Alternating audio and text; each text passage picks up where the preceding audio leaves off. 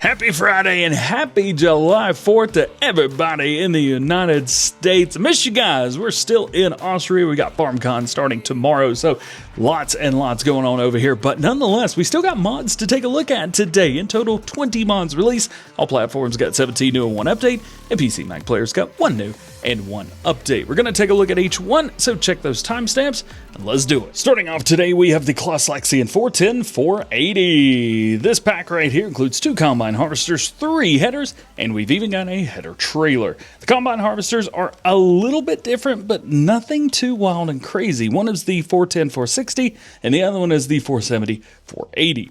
The one thing to note as well is the 410 460, you have a lot more customization options. So of course you have the model, the year, of course, wheel brands, wheel setups, design color. These are pretty cool. We kind of change up stuff at the bottom. Extra front lights, chaff blower, extra protection and warning stripes, and well, other things. Side beacon light as well.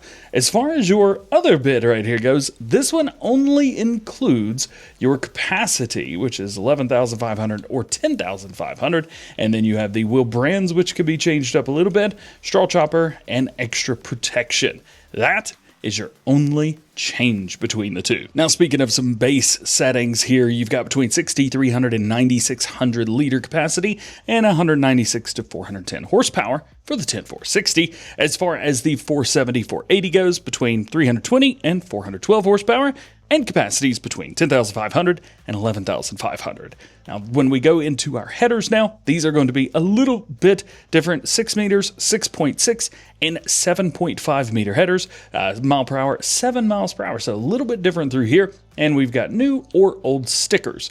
And then lastly, you have your header trailer. With this one, you can select which of the headers you've got, and then you can select your rim color. It is green by default, which is a little bit interesting, but you can throw that red on there, so no worries. Next up, we got the Fiatagri 11090. With this, there's only one tractor in the pack, $45,000 as a basic start off. 110 horsepower on here, 24 miles an hour, weighs 5.7 tons. We do have some interesting design and coloration on here. So you have the Fiatagri, the Super Comfort, then we get into the Agri Full Comfort. That's really cool indeed. We get into the New Holland Red with a black bottom, and New Holland Traditional. Oh yes, we got ourselves a classic little New Holland right here. Loving that, and back to normal. Then, of course, as always, wheel brands, wheel setups, exhaust configs, fenders, beacon configurations, grid, decal in one, front attacher, and front loader setups. Next is a really neat one. This is the John Deere 437D. We actually have 2 versions of these. We have a crossplay version, which we're going to show off here, and we have a PC-only version, which we'll talk about later in the video. This version right here comes complete with a couple different configurations, and it even has some extra bits of the mod in here. Now, my recommendation is to go in here with the Sawbuck, because here, if you go with that, you can actually add the delimber as an option. But if you go with the loader, well, you can't add that Sawbuck back in there. So it just adds up through there. Also, with the wheel brands, you do have a couple of those. Arm type, we could change this up between the fast coupler and the log grapple. This is what I was saying with, make me go with the fast coupler here, and then you can just add these. We just got an 8. I like that. And then you've also got window tinting, beacon lights, fast coupler, auto tilt, which is yes or no. And then you've got some color options. Here we are in the game. And what I've done is I've actually gone and added the delimber on there for us. So that way I don't have to worry about doing it. Now, if you disconnect it for whatever reason, you can't move it around. I'm using super strength though. So do be aware, you will have to use super strength if you're going to be using that. But there are some pretty cool stuff in here. We've got a couple different types of grapple, including free and manual. You can lock the tree in once you've got it. This is kind of neat. Check out that. Just kind of locks it there. That's very awesome. Of course, it is a crane, so we've got forwards, backwards, side to side, up and down. And then we can also rotate and open and close our grabs. All of that is very, very normal. However, there is something pretty darn cool with this. When you've got the Sawbuck, we can actually open up the Sawbuck. There we go. And we've either got this saw here, or you've got the saw in the back. So there are a couple different options to go for this. And you can even show the measurement tool, which kind of gives you an idea of, well, where the measurement is. So I like that. Very cool, very awesome. definitely check this out if you do a bunch of logging. We got a couple tools. The first one is the MA-AG Cultirapid Pro.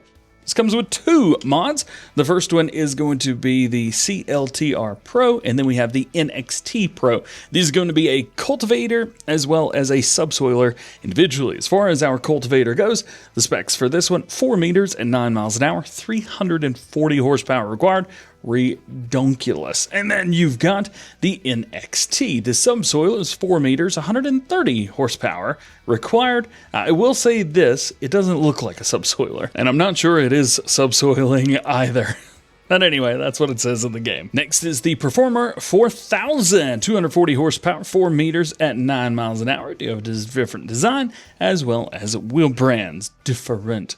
It is a cultivator at the end of the day, and it does cultivate. Next, we got another conversion from a previous farming simulator base game, the Farmet Kompaktomat 1570 Max from Hispano.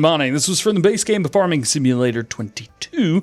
It's a cultivator, 500 horsepower, 15.7 meter working width, and 9 miles an hour. Lots of colors. Next is a pair of slurry tankers. The mod pack itself is the Meprozet Rexager Liquid Manure Cistern. Ooh, too many big words for me. Anyway, there's 2 trailers. They're the same. They've just got different looks on them. They hold 30,000 liters of slurry and digest a wheel brands will set up. You got a trailer guard, hose rails, tilting pipe, and then you've also got your fills. These are not spreaders. They are simply just slurry tankers. Next is a pretty cool pack. This is the Göweil Bale Transport Pack. It includes not only a Bale Transport, but also an attachment which goes from 1 to 2. Now, the cool thing about this is it will work with more things than just the Bale Transport that comes with it. So with this one, you do have this guy. It'll be able to pick up 1 round bale off of the ground. You can do it mechanically or hydraulically, and you've got 2 different logos on there. Now, with this guy, you may not be interested in the bale handler, but you might be interested in this. What this allows you to do is hook up 2 3-point attachments right beside each other. So maybe you've got 2 small buckets or 2 bale forks, something like that.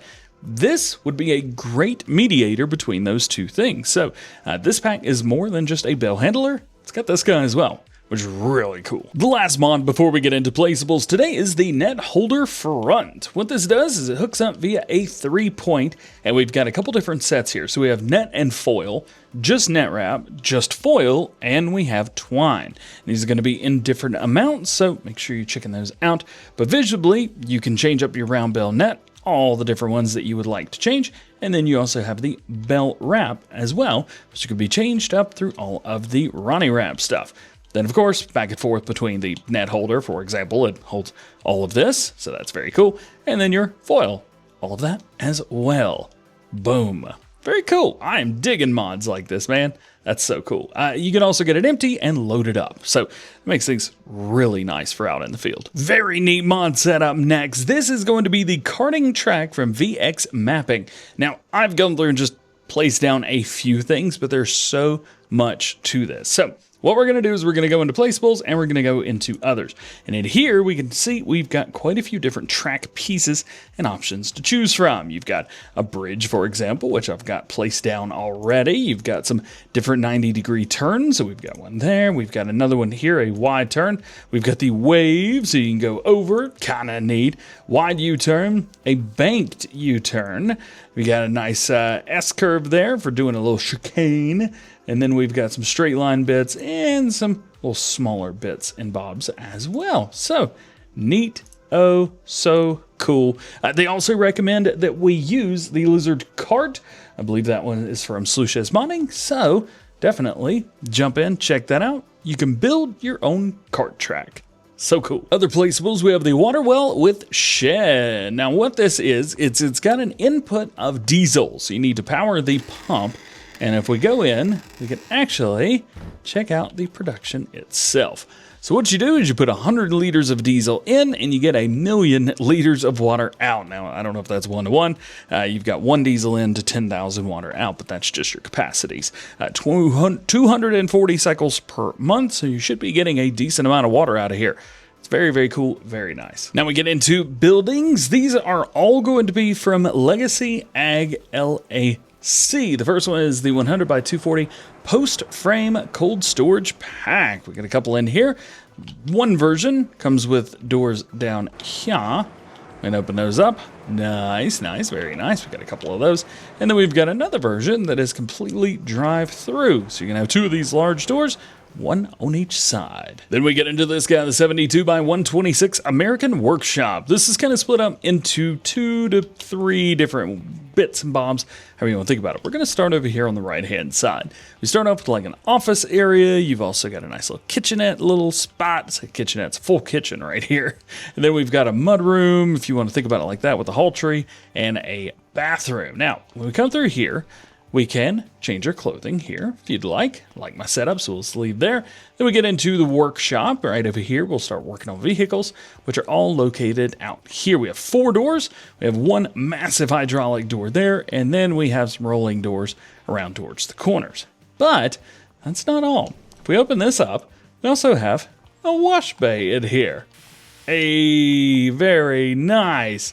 And this also has some doors, 2 rolling doors, one at the front and one at the back. Just like the previous mod, it can be colored. I don't think I mentioned that it can be, but it can be colored. Next is the 60 by 95 Bale Shed Pack. These are found in sheds, not going to be found in silos, including this one, which I would have thought would be in silos, but it is not. It holds 1,008 items, which is pretty darn cool, and you can even go inside of it. So you are not locked out of it, but there is a version without any auto-loading if you'd like to go with that. 40 by 120 Implement Shed. This one's pretty straightforward. You've got 4 bays on the left-hand side. Can be changed colors, of course, only with a blue here. And then we can open this up. Small door and a big door. We've got some pallets right here. Pallets. We've got some stacked pallet places to put pallets. Yeah, that's what I meant to say. Great interiors on those. And the last one's from Mr. Legacy. We have the Implements Shed Pack. We have an 8, 10, and 12 bay. I put down the 8 just because 8's a lot, but if you want to add 2 or 4 more bays to it, well, all you got to do is go with the other ones found in sheds. And your last new one for all platforms, we have the Manure Heap 12 by 6 Elm. Holds 176,400 liters. Now jumping over to our updates for all platforms, we got Elmcreek. This will be version 1001. Added the ability to sell static farms, added sell point, fast food restaurant. Added all missing collisions, moved the character Walter to a different location, fixed the collection of collectible items, fixed the BGA, and fixed some visual bugs. Jumping over to new ones for PC and Mac players, we only have one, the John Deere 437D, and this is actually a PC-only version of that mod that we talked about for all platforms previously. Now, with this mod right here, it is in the delimber of how it works differently. So, you put the tree into the delimber, then close the delimber's claws and run the tree through the delimber by moving and rotating your arm. When delimbing, you could cut the tree to specific lengths by sawing places on the back of the delimber. So that's how it differs from the crossplay version. And lastly, today we have an update for PC and Mac players on the easy development controls. And this is a big update. It's going to be version 1.1. Some general things: they fixed a bug where some POI icons would remain hidden after using teleport screen. Fixed a bug where settings show collectibles above 70% would be incorrectly displayed when reopening menu. Remove the outdated help information for delete object keys. Fix the incorrect setting allowing super strength state to be saved on dedicated servers. It is now possible to set operating hours from 0 to 2 decimal places. Fix the condition incorrectly applying selected state types. And fixed tip to trigger text box not always disabling when opening the menu. Apologize, the laptop's a little far away from me, it's hard to read. Now there are a few other things as well. We have lots of translations that have either been added or updated. They've also adjusted some default user settings to the off state and prevented them from saving with the game, avoiding user confusion. They also say, note, due to mod changes, the default user settings XML file will be updated to the new mod defaults. As with previous releases, these settings can be adjusted, allowing them to be automatically applied when joining a multiplayer game or starting a new local save. And there it is. That is everything I've got for you for today. I hope you enjoyed this one. If you did, drop a like, get subscribed if you're new, and join the DjGoHam fam. Double check your notifications. That way you never miss videos like this one. Hope you have an awesome day. Happy 4th of July, and we will see you in the next one.